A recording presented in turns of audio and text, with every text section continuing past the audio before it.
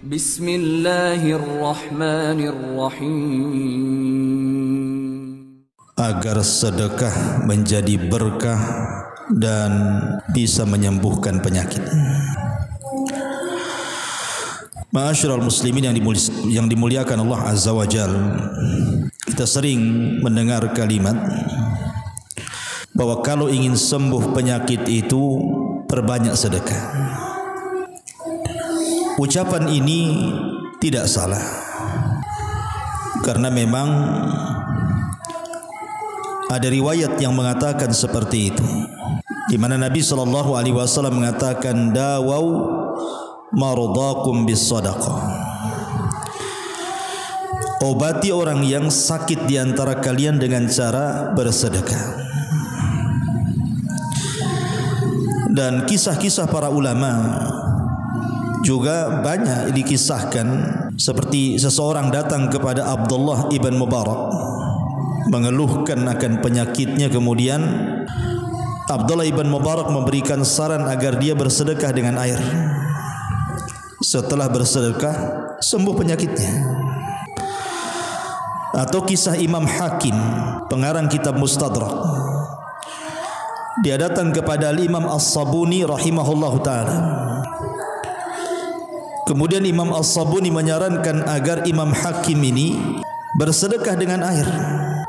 Maka dia mencari tempat yang gersang tidak ada air, kemudian dia menggali sumur dan airnya disedekahkan kepada siapa yang berhajat padanya. Maka tidak butuh waktu lama sembuh penyakitnya.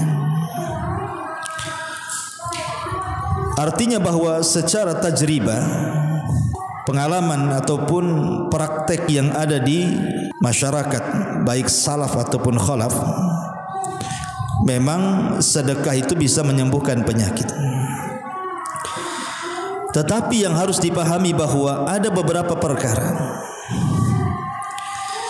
yang perkara ini harus ada pada setiap orang yang berniat sedekah untuk menyembuhkan penyakitnya. Sebab kalau tidak dilakukan beberapa perkara ini, 6 atau 7 perkara ini, maka percuma sedekahnya. Maksudnya bukan percuma, tapi tidak ada pengaruh kepada penyakit yang Anda sedang obati dengan sedekah itu. Sehingga bagaimana supaya betul-betul efektif sedekah yang kita sedekahkan itu bisa menyembuhkan penyakit. Ini pembahasannya. Ma'asyiral muslimin yang dimuliakan Allah Subhanahu wa taala, yang pertama, ketika seseorang bersedekah dan sedekahnya diniatkan untuk menyembuhkan penyakitnya, atau mungkin penyakit orang lain, penyakit anaknya, penyakit orang tuanya, atau penyakit orang-orang yang dicintainya, maka yang pertama harus diniatkan sedekah itu mencari redha Allah dulu.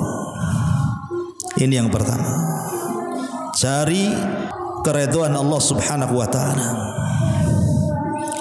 Jangan sampai kemudian ketika kita bersedekah mutlak niatnya itu hanya untuk menyembuhkan penyakit. Ini keliru. Tetapi yang pertama diniatkan adalah carilah keridhaan Allah Subhanahu wa ta'ala. Karena ada hadis Nabi SAW yang dikeluarkan Imam Tirmidzi, inna idhamal jaza ma idhamil bala, wa inna Allah idza ahabba qauman ibtalahum, faman radiya falahu ridha wa man sakhita falahu sukhtu, kata Rasul. Sesungguhnya besarnya balasan ditentukan dengan besarnya ujian. Karena apabila Allah Subhanahu wa ta'ala mencintai seorang hamba atau sebuah kaum, maka Allah pasti akan menguji mereka. Barang siapa yang redha dengan ujian itu, maka dia akan mendapatkan keridhaan Allah. Tapi barang siapa yang murka, maka dia pun akan mendapatkan kemurkaan Allah. Jadi kalau seandainya seseorang bersedekah tetapi yang sakitnya murka, percuma sedekahnya, karena tidak dapat ridha Allah masalahnya. Umpamanya ada orang sakit, kemudian dia mengharap dengan sedekahnya sakit, tapi dia tidak ikhlas dengan penyakitnya tuh. Bahkan mungkin lisannya menunjukkan tasakhut, tidak terima dengan takdir dan qada Allah Subhanahu wa taala. Lalu untuk apa sedekahnya? Karena Allah tidak redha kepada dia. Makanya yang pertama kali kalau ingin menyembuhkan penyakit dengan cara bersedekah, carilah keridhaan Allah Subhanahu wa taala. Ini poin pertama. Ma'asyiral muslimin yang dimuliakan Allah Subhanahu wa taala. Poin yang kedua, ketika bersedekah, betul-betul sedekahnya karena Allah, alias ikhlas. Dan ikhlas itu artinya ikhrajul khalqi an muamalati rabbi, mengeluarkan seluruh makhluk ketika kita bermuamalah dengan Rabb kita. Artinya saat bersedekah itu murni sedekahnya lillah karena Allah, bukan karena ujub, bukan karena riya, bukan karena ingin dipuji. Sebab sedekah yang seperti itu jatuh kepada syirkul asghar, masuk kesyirikan, walaupun itu syirik kecil, riya itu. Artinya kalau sudah masuk dalam kesyirikan, percuma sedekahnya, karena tidak akan diterima Allah Subhanahu wa taala, gugur amalan. Makanya saat bersedekah dalam rangka mengobati penyakit, ini nomor 2, harus ikhlas. Betul-betul sedekahnya karena Allah Subhanahu wa taala. Karena Nabi SAW juga mengatakan, innallaha la yaqbalu minal a'mal illa ma kana khalisan wabtughiya bihi wajhu. Sesungguhnya Allah tidak akan menerima amal-amal kecuali bersumber dari orang yang ikhlas dan yang dicari padanya wajah Allah Subhanahu wa taala. Ma'asyiral muslimin yang dimuliakan Allah Subhanahu wa taala. Jadi ikhlas ini penting dalam sedekah dalam rangka mengobati penyakit. Kemudian yang ketiga, baru niatkan sedekahnya dalam rangka penyembuhan. Harus ada niat bahwa sedekah saya itu untuk menyembuhkan penyakit saya, untuk menyembuhkan penyakit ibu saya, untuk menyembuhkan penyakit anak saya. Karena Umar bin Khattab radhiyallahu anhu pernah berkhutbah di atas mimbar, kemudian mengatakan, aku mendengar Nabi SAW bersabda, innamal a'malu binniyat. Sesungguhnya amal itu ditentukan dengan niatnya. Sama dengan orang yang meruqyah. Kalau anda meruqyah membaca Quran, dibacakan saja sama orang, tidak ada pengaruh apa-apa. Anda bukan sedang meruqyah, anda sedang baca Quran. Tetapi kalau membaca Qurannya diniatkan untuk ruqyah, berarti anda sedang meruqyah. Segala sesuatu itu harus didasari dengan niat. Lah sama sedekah juga, niat anda bersedekah itu untuk apa? Oh, untuk menyembuhkan penyakit. Berarti sedekahnya akan membawa pengaruh tuh. Karena Nabi SAW mengatakan, innamal a'malu binniyat. Amal itu ditentukan dengan niatnya. Ini yang ketiga. Yang keempat, harta yang disedekahkan itu harus harta yang baik.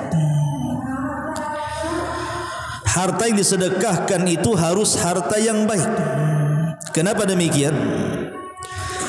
Dalam hadis Muslim dari Abu Hurairah radhiyallahu an, Nabi sallallahu alaihi wasallam bersabda, innallaha thayyibun la yaqbalu illa thayyiban. Sesungguhnya Allah itu baik, tidak menerima kecuali yang baik-baik. Artinya kalau kemudian sedekah yang disedekahkan itu dari harta yang haram, apa Allah akan menerima? Tidak akan menerima. Karena harta haram itu tidak baik, dan Allah tidak menerima kecuali yang baik-baik. Berarti kalau kita hendak bersedekah dalam rangka menyembuhkan penyakit, berarti harta yang disedekahkan itu murni harta yang baik, yang diperoleh dengan cara halal.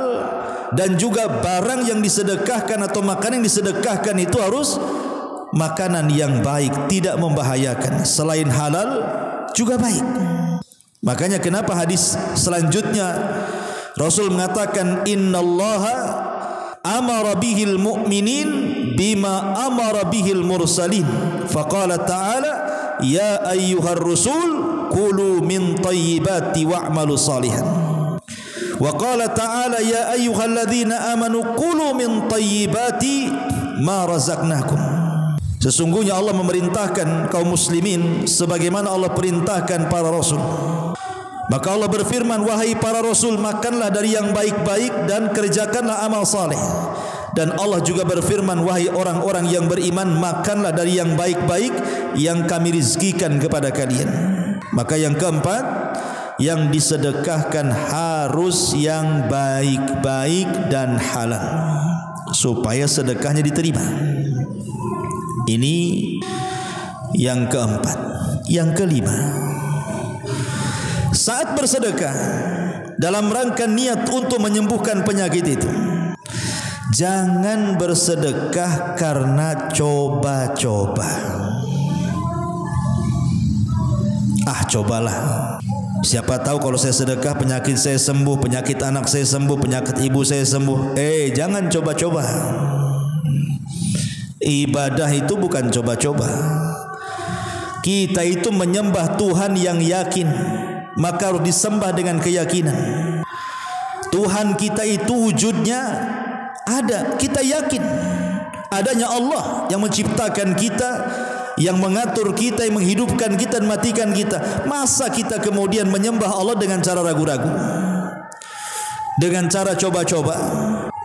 Harus yakin bahwa sedekah itu bisa menyembuhkan penyakit. Makanya Imam Ibnul Qayyim rahimahullahu ta'ala mengatakan, fa inna lis-sadaqati ta'siran ajiban fi daf'i anwa'il bala'i walau kanat min fajirin aw min zalimin bal min kafirin.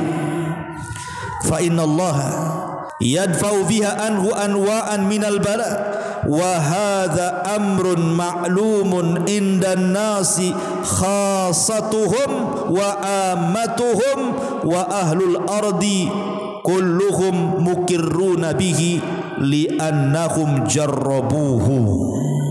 Lihat kata-kata Imam Ibnul Qayyim. Kata Imam Ibnul Qayyim rahimahullahu ta'ala, sesungguhnya dalam sedekah itu ada pengaruh yang luar biasa ajib ketika menghilangkan berbagai macam ujian. Walaupun sedekah itu datang dari orang fajir, walaupun sedekah itu datang dari orang zalim, walaupun sedekah itu datang dari orang kafir, tetap membawa pengaruh sedekah itu. Karena Allah subhanahu wa ta'ala sudah banyak menghilangkan dengan sedekah berbagai macam bencana dan ujian. Dan ini perkara yang maklum diketahui di tengah-tengah manusia, baik orang khususnya atau orang umumnya. Bahkan seluruh bumi pun mengakui bahwa sedekah itu pengaruhnya besar ketika mengangkat bencana. Lihat orang-orang kafir, orang-orang Yahudi Nasrani, mereka bersedekah. Orang-orang musyrik pun mereka bersedekah karena yakin sedekah itu membawa pengaruh. Nah, kalau orang-orang kafir mereka yakin bahwa sedekah itu membawa pengaruh di dalam mengangkat sebuah bencana, lu kita pula orang Islam tidak yakin sehingga kemudian coba-coba pula. Coba dulu kita. Kalau sembuh lanjut, kalau tak sembuh tak lanjut katanya. Gimana? Ya, sedekahnya jangan main coba-coba. Ini yang keenam.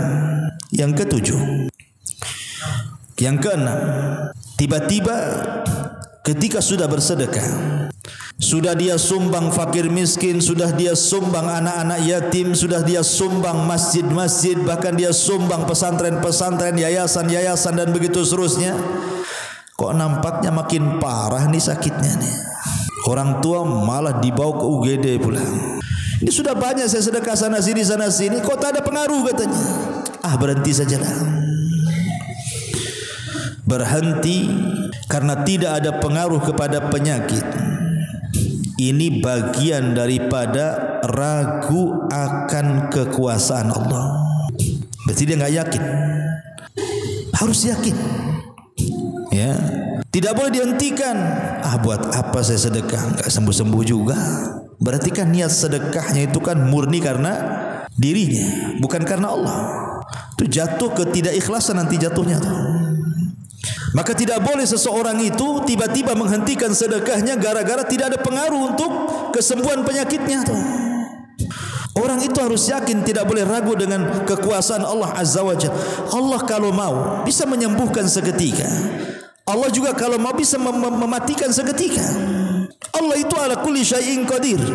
Lihat di zaman dulu ada seorang laki-laki yang tidak ada satupun dosa kecuali dilakukan dia. Sampai dalam riwayat itu asrafa ala nafsihi, betul-betul tidak bawa dosa satupun, enggak bawa pahala sedikit pun, karena dia habiskan seumur hidupnya berbuat dosa. Saat menjelang ajalnya ketakutan dia. Karena ketakutan kemudian dia kumpulkan anak-anaknya. Kemudian dia mengatakan, idza ana mittu fa ahrikuni, kalau aku mati bakar jasadku. Kemudian abuku letakkan di bagian mana di lautan yang ada di bumi ini. Kau letakkan lautan sana, kau letakkan lautan sini.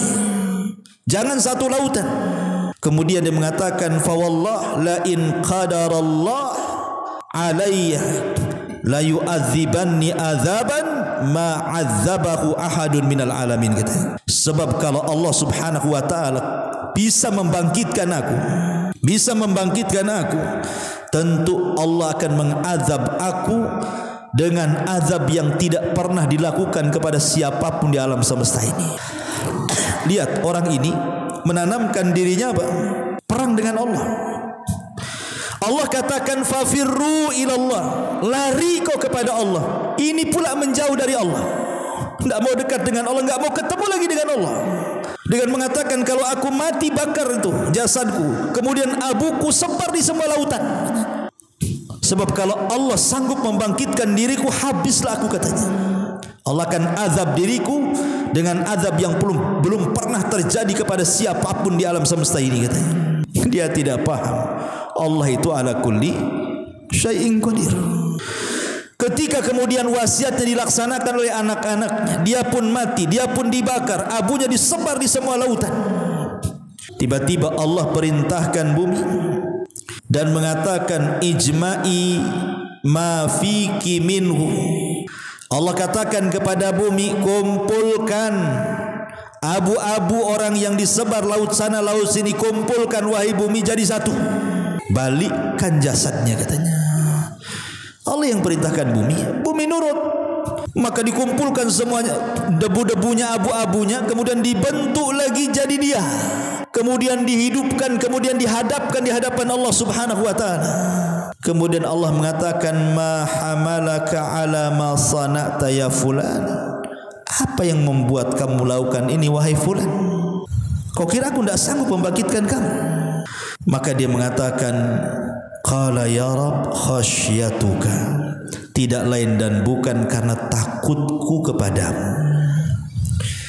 Karena melihat bahwa alasannya karena takut kepada Allah Azza wa Jal, akhirnya Allah ampuni dosa-dosanya dan Allah masukkan ia ke dalam surga.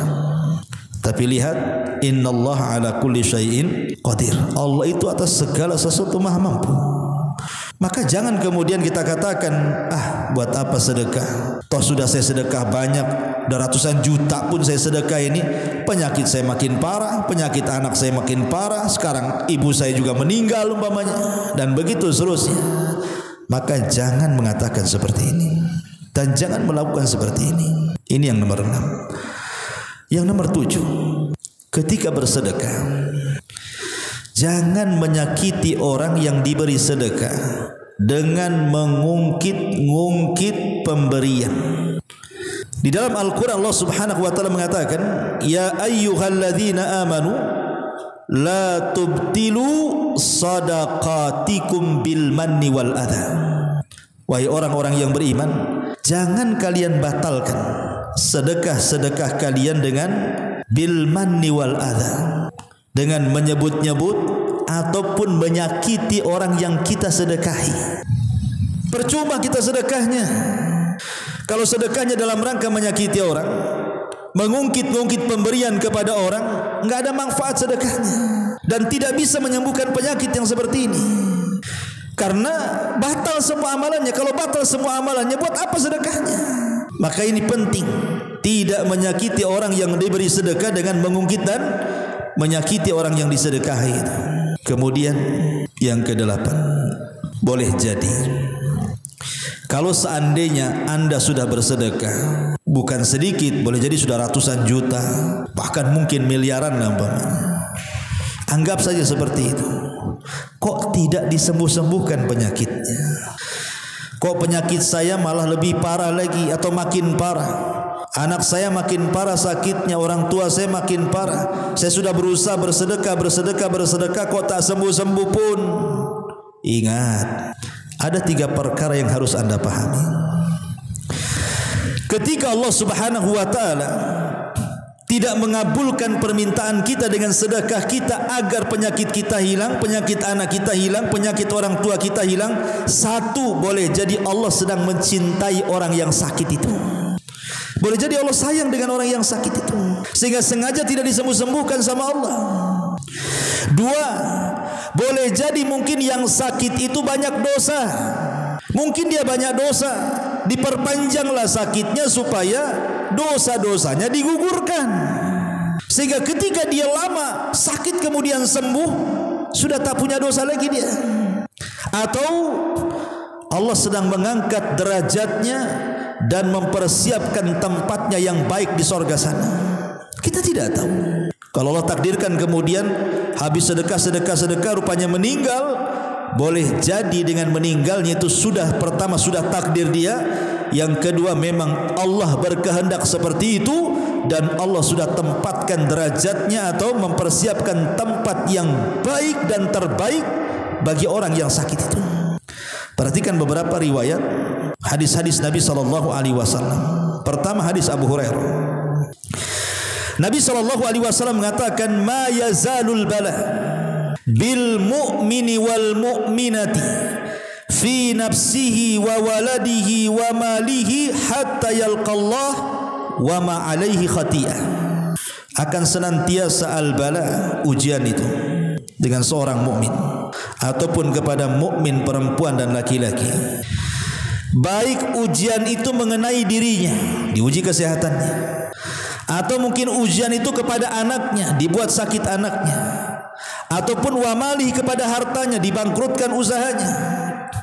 Akan senantiasa manusia itu diberikan 3 ujian itu, mungkin kepada diri kita, kepada anak kita, kepada usaha kita, sampai betul-betul dia berjumpa dengan Allah dan dia tidak memiliki sedikit pun kesalahan di hadapan Allah.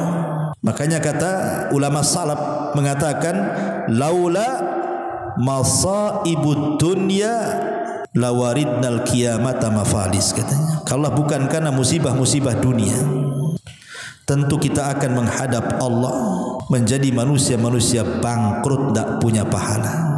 Kalau bukan karena musibah, tentu kita akan menghadap Allah itu menjadi orang bangkrut.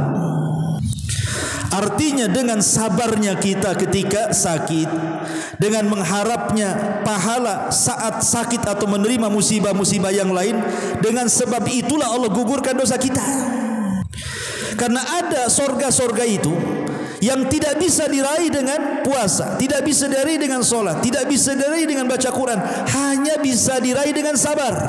Dan tidak mungkin orang sabar kecuali ada musibah. Kalau tidak ada musibah, sabar dari apa? Harus musibah dulu baru ada sabar. Dan Allah katakan dalam Al-Quran, innama yuwaffis sabiruna ajrahum bighairi hisab. Allah akan berikan balasan bagi orang-orang yang sabar itu tanpa batas. Ini hadis pertama. Hadis yang kedua, Nabi SAW mengatakan ketika menceritakan tentang umniyatu ahlil afiyah, cita-cita, angan-angan orang-orang yang sehat ketika di dunia, tetapi mereka di akhirat memandang orang-orang yang banyak musibah ketika di dunia. Apa cita-cita orang-orang yang sehat di dunia ketika di akhirat memandang orang-orang yang banyak ujian di dunia ketika di akhirat? Kata Nabi SAW, yawaddu ahlul afiyati yaumal qiyamah, yawaddu ahlul afiyati yaumal qiyamah hina yu'ti ahlal bala as-sawab law anna juludahum kanat quridat fid dunya bil maqarid, katanya. Orang-orang yang tidak pernah diberikan banyak musibah di dunia, kemudian mereka meninggal, melihat orang-orang yang banyak musibah di dunia kemudian meninggal, saat Allah memberikan balasan tuh kepada orang-orang yang banyak musibah di dunia dengan balasan yang banyak di akhirat, apa kata orang-orang sehat itu?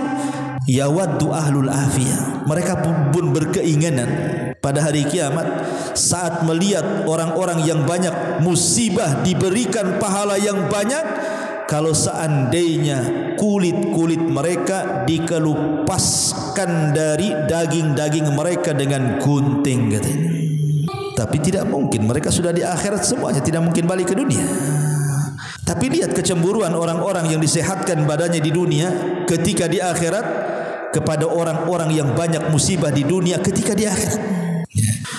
Ma'asyiral muslimin yang dimuliakan Allah Subhanahu wa taala.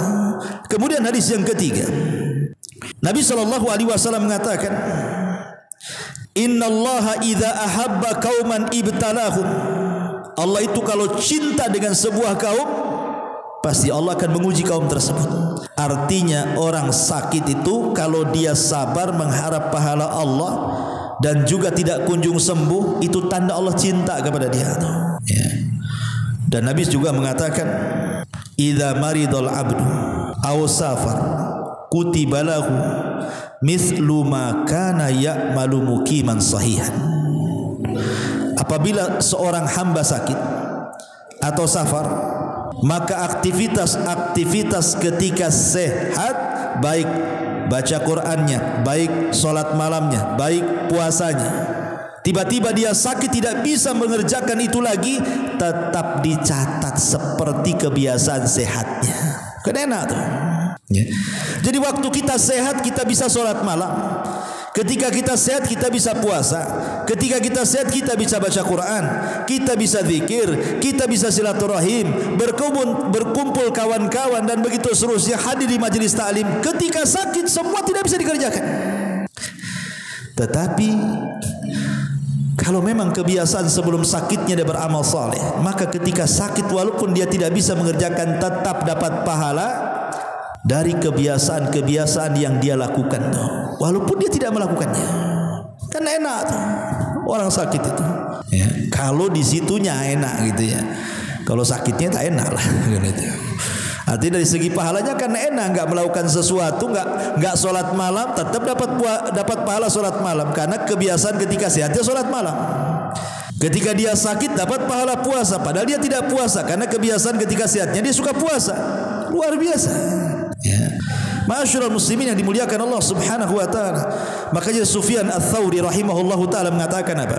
Laisa bifaqihin man lam yu'addul bala'u ni'matan warrakha'u musibatan. Bagus sekali perkataan Sufyan Ats-Tsauri ini. Kata dia bilang apa?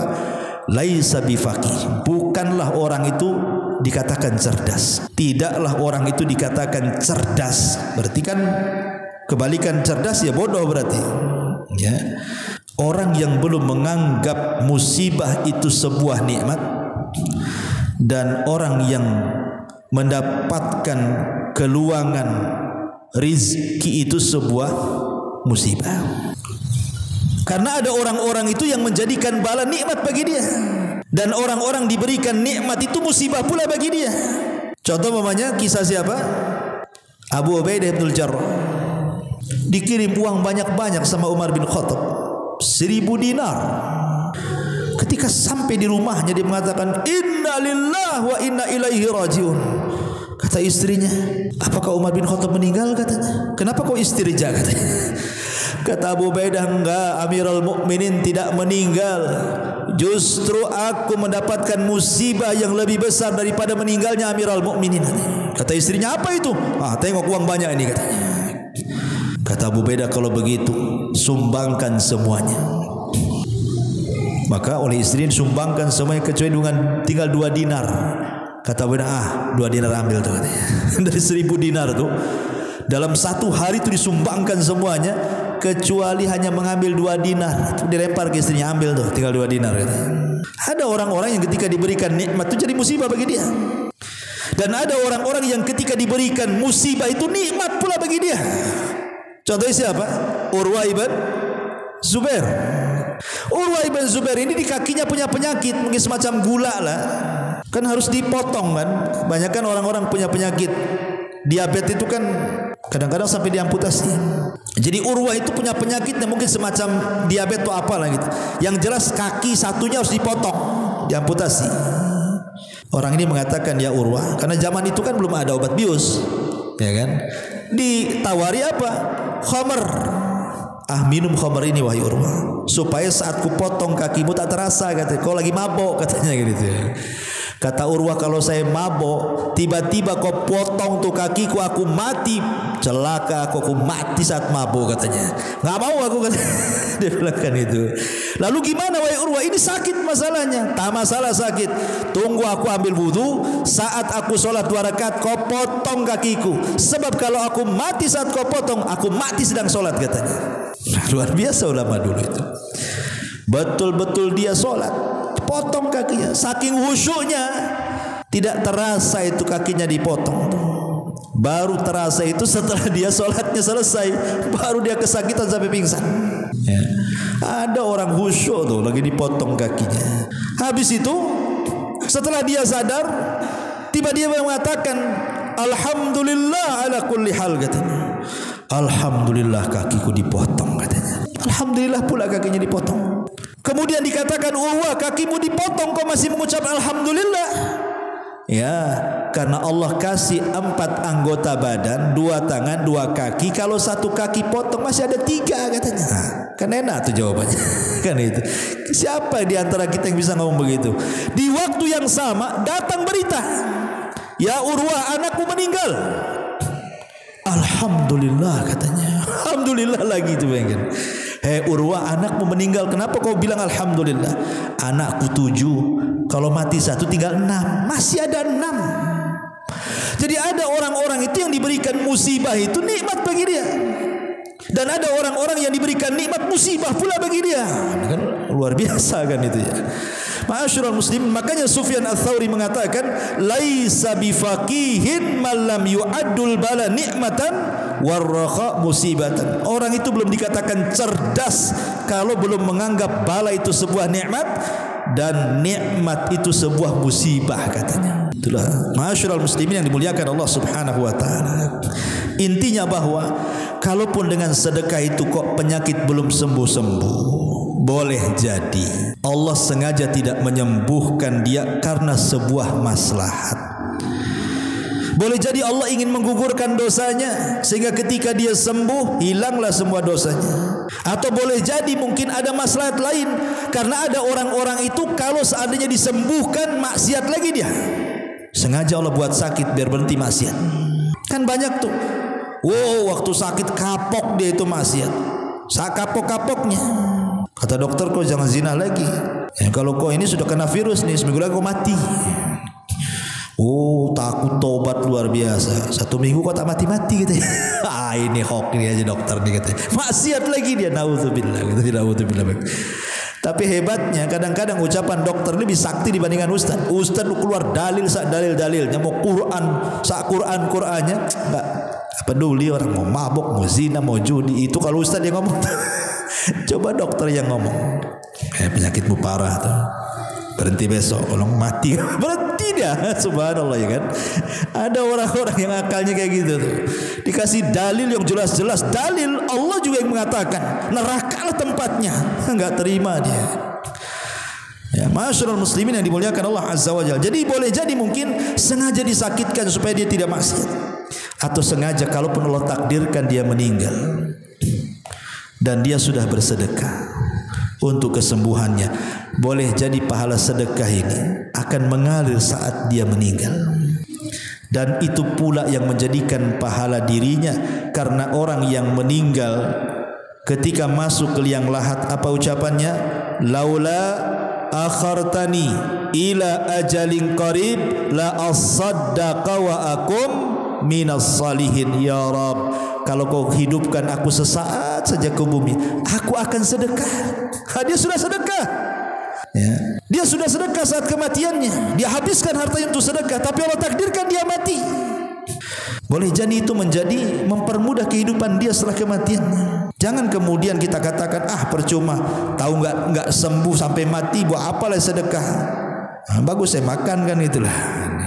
Dia tidak paham itu. Sedekah itu pengaruhnya bukan di dunia saja, sampai ke akhirat. Bahkan sangat pengaruh saat di padang mahsyar. Sedekah itu akan jadi naungan di kepala kita. Saat matahari, semua tersengat matahari di atas kepala 1 mil, orang-orang yang suka bersedekah dia nggak kepanasan itu. Kenapa? Karena sedekah akan menjadi naungan bagi dia pada hari kiamat. Sab'atun yudhilluhumullahu fi dhillihi yawma la dhilla illa dhilluh. Ada 7 kelompok akan mendapatkan naungan Allah di hari yang tidak ada naungan kecuali naungannya. Salah satunya apa? Rajulun tasaddaqat biyaminih la hatta la tu'lam shimal. Seorang laki-laki yang bersedekah dengan tangan kanannya, tangan kirinya tak tahu. Subhanallah, ya. Ma'asyiral muslimin yang muliakan Allah Azza wa Ta'ala, tapi yakinlah seyakin-yakinnya bahwa Rasul pernah mengatakan, tadawau mardhakum bisadaqah. Obati orang yang sakit di antara kalian dengan sedekah. Artinya salah satu penyembuh. Ingat, sedekah ini bukan hanya menyembuhkan penyakit biasa. Penyakit yang luar biasa saja bisa sembuh. Penyakit yang rumah sakit angkat tangan menanganinya, semua dokter angkat tangan untuk mengobatinya. Tapi Allah Subhanahu wa ta'ala, dialah yang menurunkan penyakit, dia juga yang mengangkat penyakit. Allah yang menurunkan penyakit, Allah juga menurunkan obatnya. Harus yakin itu. Makanya kalau jadi pengobat, salah satunya nasihat untuk sedekah tuh. Pak Edi kalau bekam atau apa gitu kan, habis dibekam biar sembuh, sedekah ke dola ilmiah gitu. Promosi bulan dola ilmiah kan gitu. Sedekah tuh di dola ilmiah lagi bangun masjid tuh. Biar cepat sembuh. Ya gitu maksudnya ya. Kasihlah dalil-dalil banyak-banyak kan gitu. Saya contohkan beberapa kisah nyata ya. Kisah nyata ini. Tadi saya sudah sebutkan 2 kisah. Kisah seseorang yang datang kepada Imam Abdullah ibn Mubarak. Kemudian orang ini punya penyakit, kata Abdullah ibn Mubarak, sedekahlah dengan air, tiba-tiba sembuh penyakitnya dengan izin Allah. Kemudian juga kisah Imam Hakim, pengeluar hadis, karyanya Mustadrak Imam Hakim. Kalau kita baca hadis rawahu Hakim, telah meriwayatkan Hakim kan itu. Dia pernah sakit, kemudian datang kepada Imam As-Sabuni. Kemudian kata Imam As-Sabuni, sedekah dengan air sembuh penyakitnya. Atau contohnya, aqimatun tasaddaqat farazaqahallahu bitau amaini. Ada kisah, ada seorang wanita mandul, dia bersedekah, hamil langsung sekali lahir kembar. Luar biasa ya. Dan itu dijelaskan oleh seorang syekh bercerita, ada seorang wanita, dia bertempat di Saudi, negara Saudi sana. Ya, dia mengatakan seperti itu, bahwa istriku diponis mandul. Kata dokter, diponis mandul, tidak mungkin punya anak. Namanya orang mandulnya nggak mungkin punya anak gitu. Tapi setelah dia mendengarkan khutbah seorang syekh tentang bagaimana sedekah itu bisa mengangkat bala, mengangkat ujian gitu kan, dia pun terus bersedekah tidak henti-hentinya, diniatkan supaya dia punya anak. Subhanallah, akhirnya istrinya hamil, sekali hamil keluar 2 kembar pula tuh. Ini terjadi. Bahkan dikisahkan juga dari negeri seberang, negeri Saudi sana, ada seorang yang terkena penyakit stroke berkepanjangan. Stroke lama sekali. Udah ke dokter sana sini tak sembuh-sembuh, makan obat ini itu herbal sana sini tak juga sembuh. Bahkan dia mengatakan, asabtu bimaradi syaratan, katanya, mundu iddati sanawat. Aku, katanya, yang bercerita orang yang sakit nih, aku terkena penyakit stroke bertahun-tahun, katanya. Kemudian watayaqantu biqurbi mauti, karena bertahun-tahun makin memarah aku yakin pasti ini ajalku sudah dekat. Saking lamanya penyakit stroke itu, dia menganggap bahwa ajalnya sudah dekat. Wa kuntu anfaqu malan alal yatama, aku pun berusaha menginfakkan hartaku kepada anak-anak yatim. Ya tentu dengan syarat-syarat yang tadi saya jelaskan ya. Mencari redha, ikhlas, diniatkan dan begitu seterusnya yang sudah saya jelaskan. Kemudian dia mengatakan wa kullu ma anfaqtuhu alaihim araddahu Allahu li mudha'afan. Tiba-tiba setiap aku infak dengan syarat-syarat yang 6 atau 7 tadi, tiba-tiba kemudian penyakitku semakin meringan sampai Allah Subhanahu wa taala kata dia hatta syufitu tamaman bihamdillah, sampai Allah betul-betul sembuhkan secara sempurna dan aku hanya memuji kepada Allah Subhanahu wa taala. Ini terjadi ya. Kemudian juga orang yang buta, dijelaskan ada seseorang bercerita kana sabiyun saghirun yal'abu ma'a ukhtihi hamilan biyadihi sikina. Ada anak kecil main-main, tiba-tiba kawannya pegang pisau. Entah ceritanya gimana, namanya anak-anak kecil tidak paham kan, dipukulkanlah pisau itu ke mata kawannya, kena matanya, buta sebelah ya. Akhirnya kemudian kata ini yang bercerita bapaknya, kemudian aku pun segera membawa ke mustasfa. Aku khawatir ya, aku bawa dia ke Riyadh, ke rumah sakit di Riyadh sana. Aku khawatir. Ketika kemudian para atibba, para dokter-dokter itu sudah memeriksanya dan Allah takdirkan rupanya satu dari kedua matanya tidak bisa disembuhkan, buta ya. Akhirnya kemudian dia pun sedih. Kemudian dia terus berdoa kepada Allah Subhanahu wa taala agar dikembalikan pandangan anaknya. Kemudian dia pun terus bersedekah. Subhanallah, tidak ada yang mustahil bagi Allah. Anak itu kemudian sembuh dan bisa melihat. Tidak ada yang mustahil. Imam Bukhari itu kan buta waktu bayi, tidak bisa melihat. Tapi ibunya berdoa tiap malam supaya pandangannya dikembalikan. Dalam mimpinya ibunya Imam Bukhari ketemu Ibrahim alaihissalam, ketemu Nabi Ibrahim. Kata Nabi Ibrahim, putramu sudah dikembalikan pandangannya oleh Allah. Pas dia bangun rupanya Imam Bukhari sudah melihat, padahal dia buta bertahun-tahun waktu kecilnya. Tapi tidak ada mustahil bagi Allah Subhanahu wa taala. Wallahu a'lam. Mudah-mudahan manfaatnya. Subhanallah bihamdika asyhadu an la ilaha illa anta astaghfiruka wa atubu ilaik. Allahu taala a'lam. Assalamualaikum warahmatullahi wabarakatuh.